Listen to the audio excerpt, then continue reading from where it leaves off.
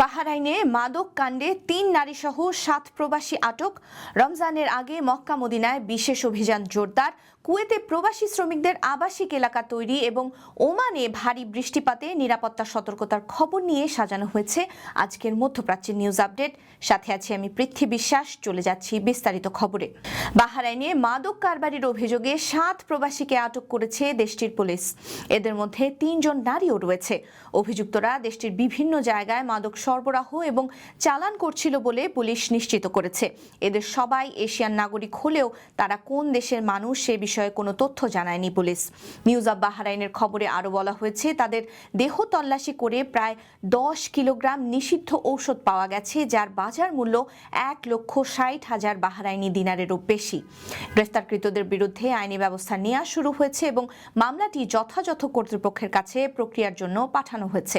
বাহরাইনের চলমান নিরাপত্তা অভিযানে প্রায় প্রতিদিনই মাদক কারবারের সাথে জড়িত অপরাধীদের শনাক্ত করা হচ্ছে, যাদের মধ্যে অধিকাংশই এশিয়ার বিভিন্ন দেশের নাগরিক।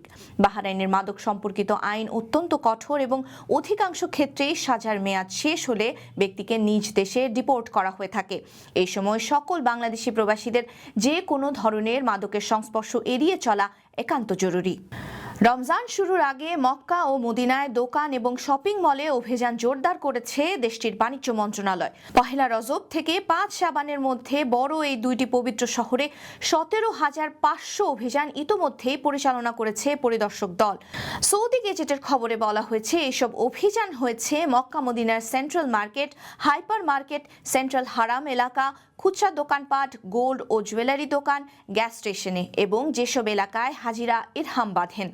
রমজানের আগে যখন ওমরার ভরা মৌসুম চলছে তখনই শুরু হয়েছে এই অভিযান।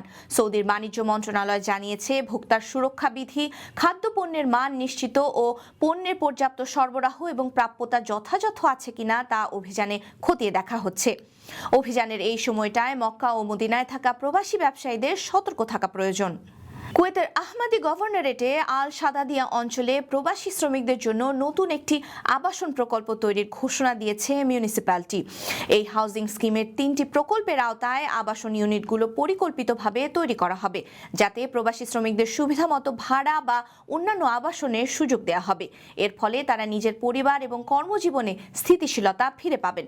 স্থানীয় কর্মকর্তারা জানিয়েছেন, এই উদ্যোগ শ্রমিকদের জীবনযাত্রার মান বাড়াতে, জনবসতি উন্নত করতে এবং এলাকায় সামাজিক ও অর্থনৈতিক উন্নয়ন ত্বরান্বিত করতে সাহায্য করবে। তারা আরও জানান, পরিকল্পনাটি সরকারের পাশাপাশি বেসরকারি অংশগ্রহণকেও উৎসাহিত করবে, যেন প্রয়োজনীয় আবাসন দ্রুত ও কার্যকরভাবে সরবরাহ করা যায়। ধারণা করা হচ্ছে, এতে কুয়েতের স্থানীয় বাণিজ্য আরও শক্তিশালী হবে, ফলে প্রবাসী কর্মীদের পাশাপাশি স্থানীয় জনগণও উপকৃত হবেন। ওমানে ভারী বৃষ্টির কারণে নাগরিক ও বাসিন্দাদের সতর্ক থাকতে বলা হয়েছে। দেশটির সিভিল ডিফেন্স এবং অ্যাম্বুলেন্স অথরিটি জানিয়েছে, ভারী বৃষ্টির কারণে অনেক স্থানে রাস্তা তলিয়ে গেছে এবং প্রায়ই হরকাবানের সৃষ্টি হচ্ছে। এর কারণে নিরাপত্তাজনিত মারাত্মক ঝুঁকি তৈরি হয়েছে। এই সময়টায় পানিতে তলিয়ে যাওয়া রাস্তা ও জলাশয় এড়িয়ে যেতে চালকদের সতর্ক করা হয়েছে। ভারী বৃষ্টির এই সময়ে গাড়ির গতি কমানো, এক গাড়ি থেকে আরেক গাড়ির নিরাপদ দূরত্ব বজায় রাখা, গাড়িতে শিশুদের নিয়ে চলার সময় বাড়তি সতর্ক থাকার নির্দেশ দেওয়া হয়েছে।